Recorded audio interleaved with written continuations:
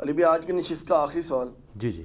اکثر اوقات تبلیغی جماعت والے بھائیوں کی جانب سے ایک حدیث شریف بیان کی جاتی ہے کہ نبی کریم صلی اللہ علیہ وآلہ وسلم نے ارشاد فرمایا، اے میرے صحابہ، تم اس دور میں ہو کہ اگر دین کے 10 حصوں میں سے ایک حصہ بھی چھوڑ دو تو تم ہلاک ہو جاؤ گے. لیکن بعد میں ایک زمانہ ایسا بھی آئے گا کہ اس وقت جو کوئی بھی 10 میں سے صرف ایک حصہ دین اسلام پر عمل کرے گا تو وہ نجات پائے گا. کیا یہ حدیث صحیح ہے؟ دیکھیں جی، اس حدیث کی صحت کے اوپر اختلاف ہے، لیکن یہ اپنے تھیم کے اعتبار سے یہ بات بالکل ٹھیک ہے. پرفتن دور کے اندر جب کوئی ڈیٹم لیول کا دین بھی پریکٹس کر لے گا وہ بچ جائے گا. ٹھیک ہے، یہ حدیث نہ بھی ہوتی نا، اس کے بغیر بھی ہم یہ کہنے کو تیار ہیں کہ آج کل کے جو لوگ ہیں ان کو تھوڑے سے عمل کے اوپر بہت زیادہ اجر مل جائے گا، کیونکہ انہیں بینیفٹ آف ڈاؤٹ ملے گا، کیونکہ پیغمبر کی صحبت نہیں ملی.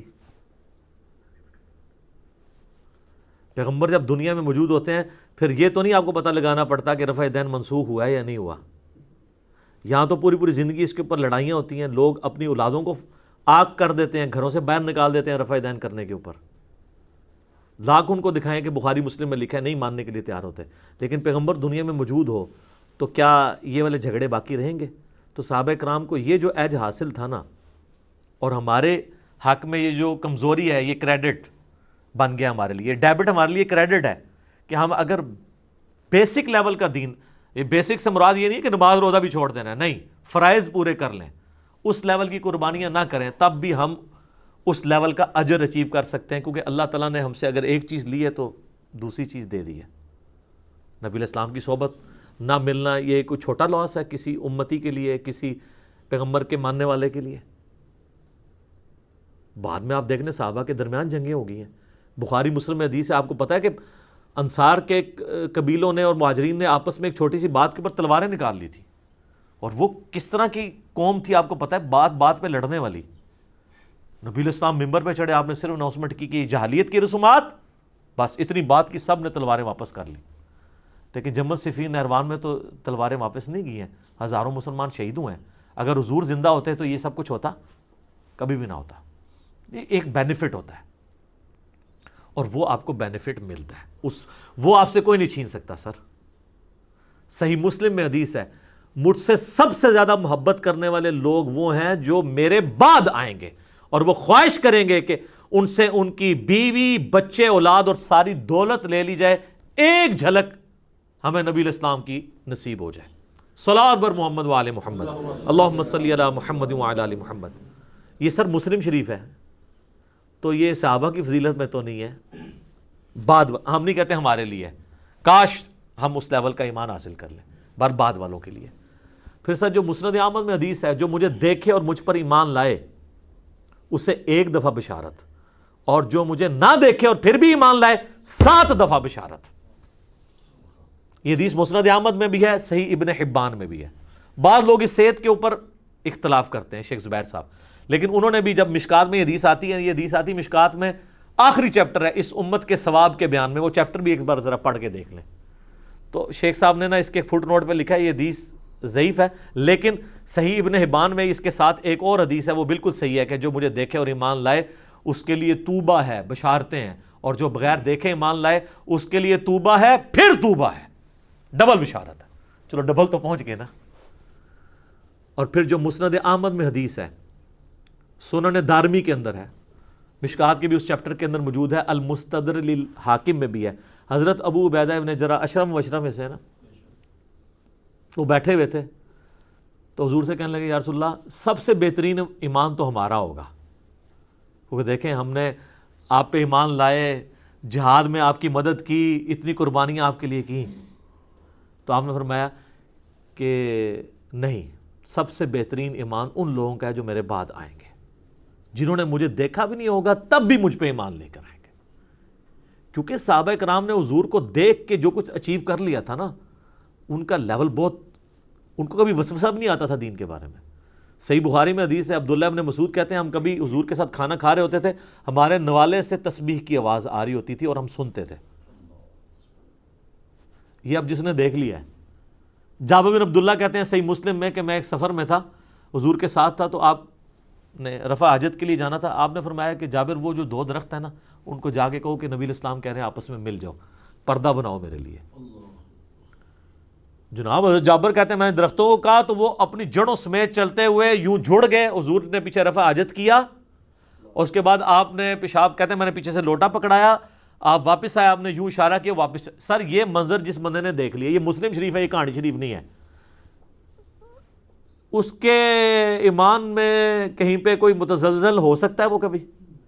بخاری مسلم میں حدیث ہے 1500 صحابہ نے یہ منظر دیکھا ہے کہ پانی نہیں تھا تو نبی علیہ السلام کے سامنے ایک پیالہ لایا گیا, آپ نے مبارک انگلیاں اس میں رکھی تو پانی کے چشمے جاری ہوئے. صحابہ کہتے ہیں 1500 صحابہ نے پیا, گھوڑوں کو پلایا, مشکیزوں میں بھی سٹور کر لیا, تب بھی بچ گیا. اور جابر عبداللہ کہتے ہیں واللہ یہ 1500 ہوتے, ہم 1,00,000 بھی ہوتے, وہ پانی زیادہ تھا. سر موسیٰ علیہ السلام کے عصا سے تو پتھر سے پانی نکلا تھا, یہ چھوٹا معجزہ ہے, پتھر سے تو پانی نکل آتا ہے. کوئی کہہ سکتا ہے جناب وہ پتھر ہٹانے سے نیچے سے چشمہ ہی نکل آیا ہے, انگلی میں سے کوئی پانی نکال کے بتائے تو یہ جناب معجزہ. اب جن صحابہ نے یہ معجزات دیکھے ہوئے تھے حضور کے, بخاری مسلم میں حدیث ہے چاند 2 ٹکڑے ہوتے ہوئے دیکھا. آپ علیہ السلام نے, صحیح بخاری میں آتا ہے, ایک صحابی کی پنڈلی ٹوٹ گئی, ہاتھ پھیرا, وہ کہتے ہیں مجھے یاد بھی نہیں ہے. سر یہ اس پنڈلی کے جڑنے کا کیورنگ پیریڈ جو ہے وہ 8 سے 10 ہفتے ہے, اور اس کے بعد احتیاط تو سالہ سال چلتی ہے. وہ کہتے ہیں مجھے یوں لگا ہے ابھی ٹوٹی ہی نہیں تھی. بخاری مسلم میں حدیث ہے, آپ نے فرمایا کون ہے کہ اپنی چادر پھیلائے, تو پھر وہ جو کچھ بھی مجھ سے سنے کبھی نہ بھولے. حضرت ابو ہریرہ کہتے ہیں میں نے سب سے پہلے اپنی چادر بچھا دی, آپ نے یوں ہوا میں کیا, میری چادر میں رکھا, کہا اس کو سینے سے لگا لے. کہتے ہیں اس کے بعد میں کوئی حدیث نہیں بولا, سب زیادہ حدیثیں روایت کی ہیں. سر یہ بخاری مسلم میں درجنوں معجزات ہیں. آپ مشکات میں معجزات والا چیپٹر نکالیں, جن لوگوں نے یہ سب کچھ دیکھ لیا تھا نا, ان کے لیے پھر کوئی چیز باقی نہیں رہی تھی. ہمیں اللہ تعالیٰ نے بینیفٹ اس اعتبار سے دیا کہ ہم بعد میں آنے والے لوگ ہیں, کمپنسیشن ہوگی. اور یہ کمپنسیشن نبی علیہ السلام کے مبارک دور میں بھی اس اعتبار سے تھی. صحیح بخاری اور مسلم دونوں میں حدیث ہے کہ جو قرآن کا ماہر ہے نا, وہ معزز فرشتوں کے ساتھ ہے, یعنی فرشتے اس کی صحبت کے لیے آتے ہیں. اور جو قرآن کا ماہر نہیں ہے, اٹک اٹک کر قرآن پڑھتا ہے, اس کے لیے 2 اجر ہے. یعنی حافظ قرآن سے زیادہ اجر اس کے لیے جسے قرآن پڑھنے میں تردد ہے. یہی بات میں نے ایک دفعہ کر دی تھی تو مولویوں نے کلپ بنا دیا, یہ کہہ رہا ہے جی صحابہ سے زیادہ اجر ملے گا.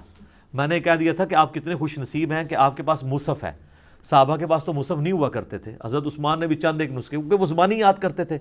میں نے کہا آپ دیکھیں قرآن جب دیکھ کے پڑھتے ہیں تو آپ قرآن چھونے کا ثواب, قرآن کو دیکھنے کا ثواب اور پڑھنے کا ثواب, 3 ثواب ایڈ ہوتے ہیں, جبکہ جو زبانی پڑھتے ہیں وہ ایک حصہ ہے.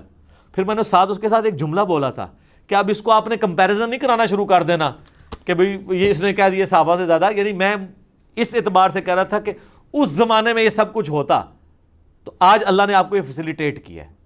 باقی ان کے مرتبے کو کون پہنچ سکتا ہے؟ ہمارا تو یہ کبھی دعویٰ نہیں ہے کہ ہم ان کے مرتبے کی بات کر رہے ہیں, ہم اس وقت ثواب کی بات کر رہے ہیں, مرتبے کی بات نہیں ہو رہی, یہ ذہن میں رکھیے گا.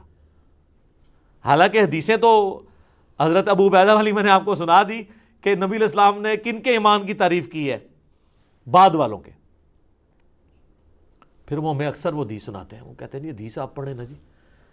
بخاری مسلم میں حدیث ہے کہ نبی صلی اللہ علیہ وآلہ وسلم نے فرمایا میرے صحابہ کو گالی مت دو, تم میں سے کوئی اگر احد پہاڑ کے برابر سونا خیرات کر دے تو میرے صحابہ نے جو 1 مد گندم خیرات کی تھی, آج کا 600 گرام, ½ کلو, اس کو بھی نہیں, اس کے آدھے کو بھی, یعنی 1 پاؤ کو بھی نہیں پہنچے گا. یہ ہمیں سنا رہے ہیں. ہم سے زیادہ صحابہ کرام کی کون عزت کرنے والا ہے؟ آپ لوگ تو مرضی کے صحابہ کی عزت کرتے ہو نا. خلفائے راشدین کی بھی بات کرتے ہو تو 3 تک کرتے ہو, جب چوتھے کی باری آتی ہے تو کہتے ہو وہ ہم نے شیعہ کو دیے ہوئے ہیں. ٹھیک ہے, ہم 3 کا بھی دفاع کرتے ہیں, چوتھے کا بھی کرتے ہیں. چوتھے کا زیادہ اس لیے کرتے ہیں کہ چوتھے سے آپ دستبردار ہو گئے تھے, تو جو فالٹ والا ایریا ہوتا ہے نا اسی کو زیادہ ایڈریس کیا جاتا ہے. جیسا کہ وہ بخاری میں آتا ہے نا, ایک صحابی نے تیزی سے نماز پڑھی, نبی علیہ السلام کو سلام کیا, آپ نے کہا تو نے نماز پڑھی نہیں, دوبارہ پڑھ. پھر آپ نے پوری تعلیم اس کو سکھائی کہ اس طرح کھڑا ہو, یہ ہو, جو اس میں وہ کہتے ہیں دیکھیں جس میں رفع دہن تو سکھائے نہیں ہے, انہوں رفع دہن وڑ جاتا ہے بیچ. بھائی جو اس کی غلطیاں تھیں وہ اس کو آئیڈینٹیفائی کی کہ تو سکون سے نماز نہیں پڑھ رہا. تو جو چیز ہوتی ہے اس کو ہائی لائٹ کرنا ضروری ہوتا ہے. باقی یہ حدیث بھی سناتے ہیں, اگر آپ لوگ صحابہ کرام کے ساتھ اتنے مخلص ہوتے ہیں, یہ حدیث تو پوری سناتے ہیں آپ یہ حدیث بھی پوری نہیں سنا سکتے.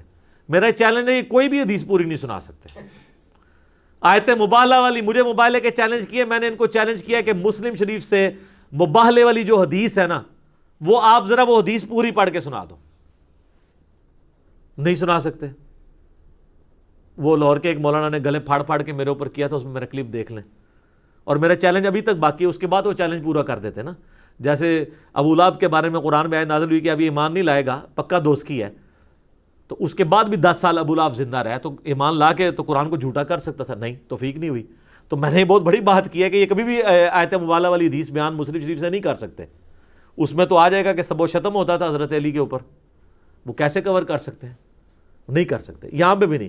یہ سر پوری حدیث مسلم شریف میں 6488 پوری حدیث اس طرح ہے کہ عبد الرحمن بن عوف اور خالد بن ولید کا جھگڑا ہوا، تو عبد الرحمن بن عوف کو خالد بن ولید نے جذبات میں آ کے گالیاں دے دی. نبی الاسلام تک شکایت پہنچی تو آپ نے حضرت خالد بن ولید کو ڈانٹا اور کہا کہ تم میرے صحابہ کو برا مت کہو، اب تم لوگ عہد کے پہاڑ پر بھی سونا خیرات کر دو نا. عبد الرحمن بن عوف نے جو اس زمانے میں اتنا سا گندم بھی خیرات کیا، تم اس کے برابر نہیں ہو سکتے، کیونکہ عبد الرحمن بن عوف نے مشکل وقت میں میرا ساتھ دیا ہوا ہے. اب تو گولڈن پیریڈ ہے. خالد بن ولید، عمر بن عاص، یہ وہ لوگ ہیں جو صلح حدیبیہ کے بعد مسلمان ہوئے ہیں، جب مسلمانوں کا گراف اوپر ہی جا رہا تھا. تو حضرت خالد بن ولید بھی صحابی تھے، لیکن حضور نے ان کو الگ کر دیا کہ تم لوگ عہد کے برابر بھی سو. یہ انجین محمد مرزا کے بارے میں نہیں ہے، میرے بارے میں ہوتا تو مجھے یہ کہا جاتا تھا کہ 10 زمینوں کے برابر بھی خیرات کر دو. میرا تو کوئی لیول نہیں ہے. لیکن سر جو ان کا ہے وہ بھی تو کم از کم بیان کرے. وہ اس لیے بیان نہیں کرتے کہ مسلم شریف میں 6229 نمبر حدیث ہے کہ آل مروان کہا کرتے تھے ممبروں پہ بلا کے صحابہ سے کہ کہو لعن اللہ ابو تراب، ابو تراب علی بن ابی طالب پر لعنت. یہ الفاظ ہیں. وہ کہتے ہیں نہیں، سب کا ترجمہ ہے تنقید. اور بھئی الفاظ ہیں لعن اللہ ابو تراب. مجھے ایک دیوبندی مل گیا، وہ بڑا سٹرانچ قسم کا نا، اسلام آباد ایک افطاری کے اندر کئی سال پہلے. کہتا نہیں وہ سب کا آپ کو پتہ نہیں. تقی عثمانی صاحب نے کتاب لکھی، میں ہو تقی عثمانی نے تھے پوری حدیثاں بھی نہیں بیچارے نے پڑھیاں. اے کھول ہم مسلم شریف، لعن اللہ ابو تراب لکھے ہی کہ نہیں؟ لعن دے لفظ نہ ہوتے منو پھاڑا کے. تو سب کا ترجمہ تنقید ہے. اچھا دوسرا یہ کہ تنقید صحابہ پہ کرنا ٹھیک ہے؟ ہاں ٹھیک ہے. حضرت علی پہ ہو رہی ہو تو، دوسروں پہ ہو رہی ہو تو آپ کو رافضی کہیں گے ہم.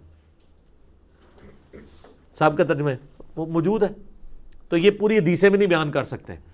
تو ان حدیثوں کے تحت جس طرح آج کے دور کے بندے کے اوپر صحابہ کا احترام لازمی ہے نا، اس زمانے میں بھی لازمی تھا. آج اگر کوئی صحابہ کو گالی دیتا ہے نا، اس سے بڑا مجرم وہ ہے جو اس زمانے میں دے، اتنا مبارک زمانے میں صحبت کر کے بھی نبی الاسلام کی. کیونکہ بخاری مسلم میں حدیث ہے میری بیٹی فاطمہ بھی چوری کرے اس کے بھی ہاتھ کٹیں گے. 2 رولز نہیں ہوں گے، ایک ہی رول ہوگا. تو وہ لوگ کلپ بنانا شروع کر دیتے ہیں، چھوٹی چھوٹی باتیں نقل کر کے، جو وہ اس کو صحابہ سے بغض ہے، اس نے کہہ دیا کہ صحابہ سے زیادہ اجر ملے گا. تو یہ جو میں حدیثیں اتنی ساری پیش کی ہیں، یہ تو نبی الاسلام خود فرما رہے ہیں کہ اے ابو عبیدہ، تم سے بہتر ایمان ان لوگوں کا ہوگا جو بعد میں آئیں گے. تو کیا نبی الاسلام کے دل میں بغض تھا؟ ان لوگوں نے حدیثیں نہیں پڑھی ہوئی ہیں. ہر ایک چیز کو اس کے کانٹیکسٹ میں دیکھنا چاہیے. تو باقی تبلیغی جماعت والے جو یہ بات کرتے ہیں نا، اس حدیث کی سے درست نہ بھی ہو تب بھی یہ اپنی تھیم میں درست ہے کہ بعد والے لوگ تھوڑی سی محنت کر کے زیادہ اجر و ثواب کما سکتے ہیں. بعد والے لوگ تھوڑی سی محنت کر کے جو ہے وہ قیامت والے دن آسانی سے کامیابی حاصل کر سکتے ہیں. لیکن واللہ اس میں مرتبے کی بات کبھی نہیں ہو رہی. مرتبے تو ہم اس زمانے میں نہیں ڈیفائن کر سکتے. بخاری مسلم میں حدیث ہے میری امت میں 70,000 لوگ بغیر حساب و کتاب کے جنت میں جائیں گے. حضرت اکاشا کھڑے ہوئے، یا رسول اللہ دعا کرے میں ان میں ہوں. آپ فرمایا تم میں ہو. ایک اور صحابی کھڑا، آپ فرمایا اکاشا بازی لے گیا. حضور کے زمانے میں بھی بغیر حساب و کتاب والے لوگ سارے نہیں تھے. تو چاہیے کہ آپ آج کی بات کریں، وہ اللہ کو پتہ ہے. باقی جو ان کی رسپیکٹ، وہ سارا معاملہ اپنی جگہ ہے، اس سے کسی کو انکار نہیں ہے. وہ ہمیں کسی سے سرٹیفکیٹ لینے کی ضرورت نہیں ہے. اللہ کا شکر ہے یہ وہ پلیٹ فارم ہے جہاں سے قرآن، حدیث، صحابہ کے اقوال بیان ہوتے ہیں. الحمدللہ. باقی سب لوگ تو کہانیاں کرا رہے ہیں. میں پہلا بندہ ہوں جس نے آ کے یہ آواز بلند کی ہے کہ صحابہ کے اعمال اور ان کے اقوال قرآن و حدیث کی طرح حجت ہیں. ورنہ کتاب و سنت کا نام لینے والے لوگ یہ بات نہیں کرتے تھے. حنفی کرتے تھے، وہ کرتے اس لیے کہ وہ عمل نہیں کرنا ہوتا، انہوں نے صرف کہنا ہی ہوتا ہے. تو وہ آپ جتنا مرضی دعویٰ کرتا رہے صحابہ حجت، صحابہ حجت. وہ صحابہ حجت یہ کہہ رہے ہوتے ہیں کہ وہ اینٹی شیعہ بات کر رہے ہوتے ہیں. صحابہ کو حجت نہیں انہوں نے ماننا ہوتا. یہاں پہ اہل حدیث کہتے تھے ہمارے لیے صحابہ بھی حجت نہیں ہے. ہم تو نبی علیہ السلام کا فتویٰ دیکھیں گے، کبھی داڑھی کا مسئلہ اٹھاتے تھے، کبھی کچھ. میں پہلا بندہ ہوں جس نے آگے آواز بلند کیا کہ صحابہ کا سورس آف نالج نبی علیہ السلام ہے، صحابہ کی بات حجت ہوگی. عبداللہ بن عمر اگر مٹھی کے بعد داڑھی کاٹتے ہیں تو داڑھی کا فارم یہ ہوگا. میں نہیں کاٹتا ہوں لیکن اس فارم کو ہم لیتے ہیں. 3 ہی صحابہ ہیں جنہوں نے داڑھی والی حدیث روایت کی ہے، داڑھیاں بڑھاؤ مجھے پس کرو. حضرت عبداللہ ابن عمر، ابو ہریرہ اور ابن عباس رضی اللہ عنہم اجمعین، اور تینوں مٹھی کے بعد داڑھی کاٹتے تھے. اسی تو شیخ البانی کہتے ہیں مٹھی کے بعد داڑھی کاٹنا واجب ہے. وہ کہتے ہیں صحابہ بتا رہے ہیں کہ داڑھی کتنی ہونی چاہیے. وہ اپنا کوئی شاگرد کوئی دیکھتے تھے لمبی داڑھی والا، کہتے دونوں کہتے ہیں پکڑو انہوں باواں تو. بالکل ان کے شاگرد خود بتا رہے ہیں، ان کی بایوگرافی میں لکھا ہے، اور کٹوا دیتے تھے داڑھی لمبی. اور ان کی اپنی داڑھی تو میرے سے بھی چھوٹی ہے، آپ جا کے شیخ البانی کی تصویر لکھیں تو آپ کو پتہ چل جائے گی. تو صحابہ حجت ہیں، یہ ہم نے ہی تو پہلی بار آگے بات کی ہے. یہ ہم نے آگے کہا علیکم بسنتی و سنت الخلفاء الراشدین کے تحت جو لوگ حضرت عثمان کے خلاف کھڑے ہوئے ہیں اور آپ ان کو بانچے کھول کھول کے باغی کہتے ہیں اور کہتے ہیں وہ جی بلوائی تھے، حضرت عثمان خلیفہ راشد کے خلاف کھڑے ہوئے. تو اس کے بعد جو خلیفہ راشد ہیں حضرت علی، ان کے خلاف جو کھڑے ہوئے ہیں وہ کیا ہیں؟